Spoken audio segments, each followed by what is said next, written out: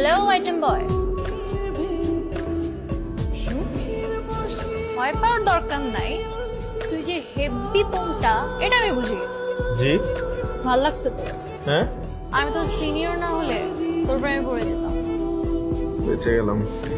Thank you আপু। Thank you কেন? আমার তো একটাই মন, দিয়ে দিয়েছে একজনকে। কাকে? তাকে।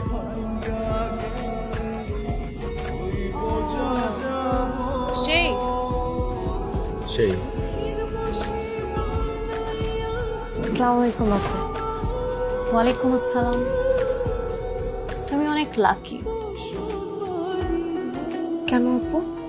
কারণ রাব্বির মতো একটা ছেলে তোমাকে ভালোবাসে। মনে হয় বলতে পারছে না, ছেলেরা প্রেমে পড়লে একটু ভীতু হয়ে যায়, গাধাও হয়। তুমি ওকে ছেড়ো না, ছাড়লে ঠকবে। পড়ো।